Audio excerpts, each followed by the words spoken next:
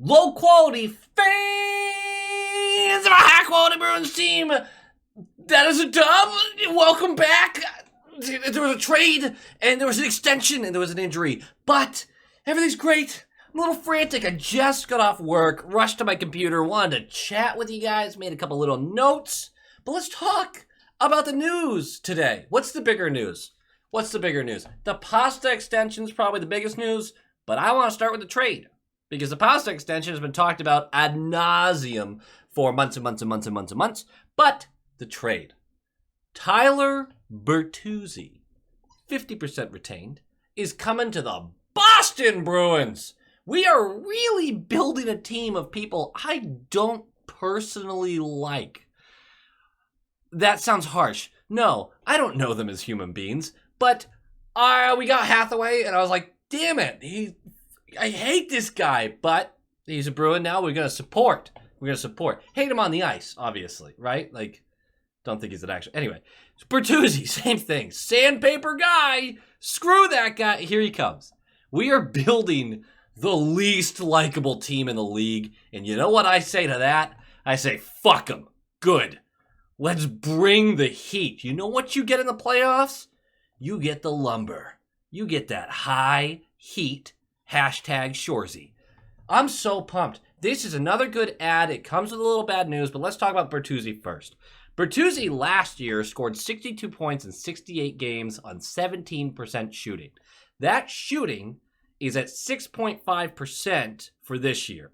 We can expect that to at least get a little closer to the middle mark, 11%-ish, 10, 11%.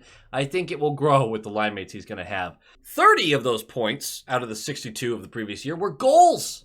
But he is a pass-first kind of player. And here's the player card. Forgot to bring that up. He's at 4 goals, 10 assists, and a minus 12 plus minus through 29 games this year. Though he has had multiple injuries, including a broken hand. He's been trying to get back to it, moved around the lineup in Detroit. He's been struggling to get really some solid footing. He is not good defensively, but plays with an edge and wins board battles well. He just not the most attentive to detail kind of guy. But he gets under people's skin and somehow very good about not taking penalties. I'm not sure if that's going to continue, because I just always feel like I talk about, this guy doesn't take a lot of penalties, and then they come in and they're like, I'm gonna take a lot of penalties. But this is a great ad for the bottom 6. I do not assume he's going to be moved into the top 6, or at least not immediately, particularly because I believe he's replacing Hall for at very least the short term. He's an aggressive player. He's offensive-minded.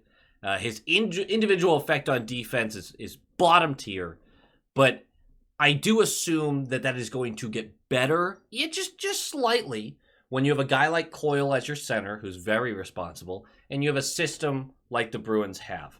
I would not expect him to suddenly become a great back checker or anything like that. That's fine, because his ability to get into the offensive zone and to move the puck quickly for scoring opportunities, particularly at 5-on-5, where he does the vast majority of his scoring. He is not a power play merchant. In fact, he won't even see that much power play time with us. He is an excellent 5-on-5 offensive distributor.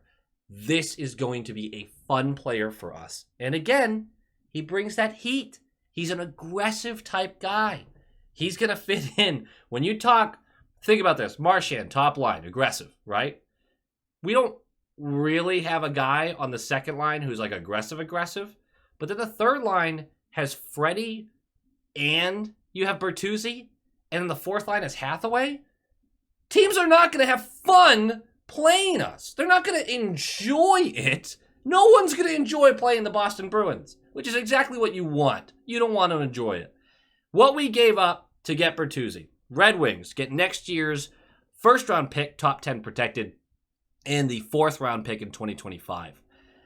Likely, they could not come to terms on an extension, and that's why they moved him. He's 28 years old, maybe doesn't fit their timeline quite as well, and honestly, maybe they couldn't extend him because the price was too much, or he was looking around going, I don't know about this plan, guys. I'd like to test free agency. So they moved him. A excellent bit of work by them getting a first-round pick for not this year, but next year. Obviously, we don't really have this year's.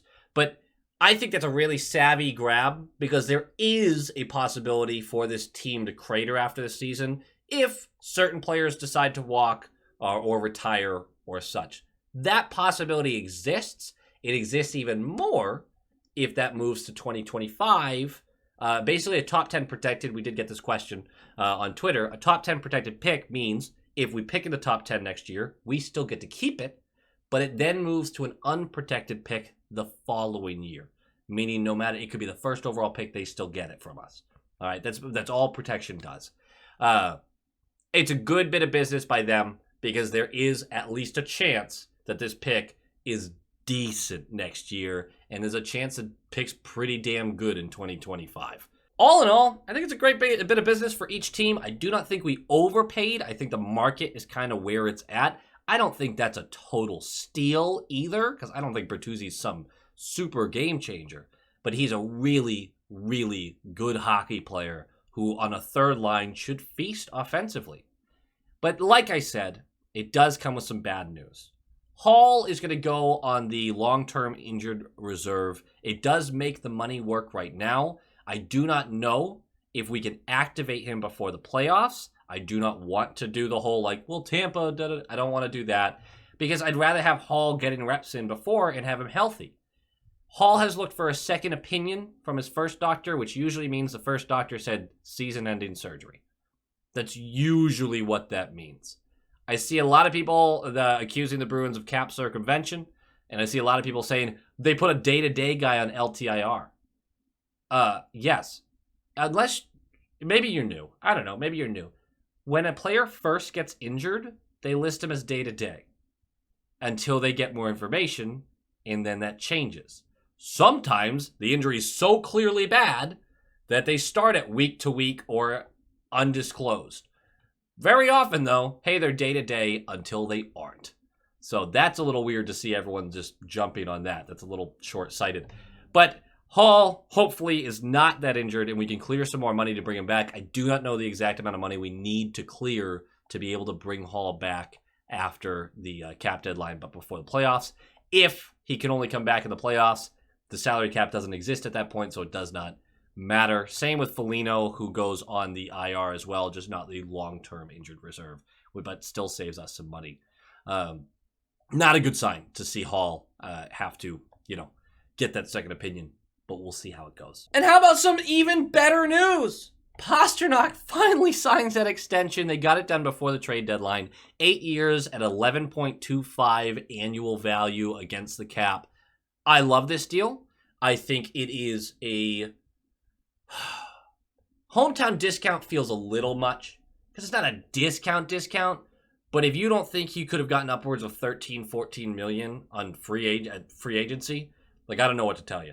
This guy would have gotten paid and potentially could have been the highest paid winger player maybe in the league just because he's a top 10 guy like that. He really is. And I know the turnovers are crazy and annoying, but he does stuff that only a handful of other players could do in the league. So you got to pay that. And 11.25 in a couple of years especially, I'm super fine with that. I am totally okay with it. I think it's a good deal for us, a really solid deal for us. And another point to that, and I'll finish this video on this point, we now have Pastrnak, Marchand, Zacha, Coyle, Hall, McAvoy, Lindholm, Carlo, Grizz, Forbort, and Ullmark all locked up for at least next season, most of them for a good while after. The center position is hugely important, and it looks bleak there, and I get that. But this team is not starting from scratch. Even if we lose a bunch of players and we got to figure it out and have a down year or two, there's a real chance for this to stay a competitive team. Obviously, we would move to more dark horse status than we would contender. But hey, you take that, don't you? This team is still set up to compete next year, and we have a fantastic chance this year. This signing, this trade, this is great news. And I'm really excited for what we see out of Bertuzzi. I do expect him on that third line with Hall to start. Maybe him and Zacha switch around a little bit. He plays some top six time. We'll see how that goes. I am absolutely pumped. The Bruins, the rich keep getting richer, man. This team has a real shot, and there's no team in the East that isn't at least looking at the Bruins going, whew. Every team's beatable on the right week, but fuck. Anyway, go Bees. Go Bees!